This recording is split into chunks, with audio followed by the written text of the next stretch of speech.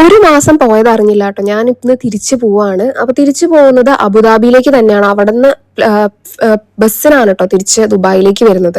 അപ്പൊ ആ ഗേറ്റിന്റെ അവിടെ വെയിറ്റ് ചെയ്യാണ്. ഞാൻ മാത്രമല്ല, എൻ്റെ കൂടെ എൻ്റെ ചേച്ചിയുടെ ബ്രദറിൻലോയുടെ വൈഫും ഉണ്ടായിരുന്നു. ഞങ്ങൾ രണ്ടുപേരും കൂടിയാണ് പോകുന്നത്.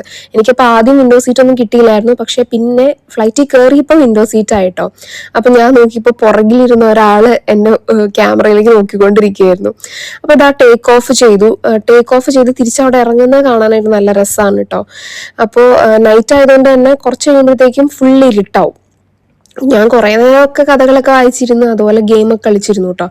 ഇതാണ് അബുദാബിയുടെ സീൻ. അബുദാബി ചെല്ലുമ്പോൾ ഇങ്ങനെയാണ് കേട്ടോ കാണുന്നത്. നല്ല രസമല്ലേ കാണാനായിട്ട്. അപ്പോൾ ഇതൊക്കെ കഴിഞ്ഞ് ഇറങ്ങി. പിന്നെ എൻ്റെ കൂടെ വന്ന ചേച്ചിക്ക് ഇമിഗ്രേഷൻ ചെയ്യാനുണ്ടായിരുന്നു. അപ്പോൾ അതൊക്കെ ചെയ്ത് കുറച്ച് നേരം അവിടെ പോസ്റ്റായി.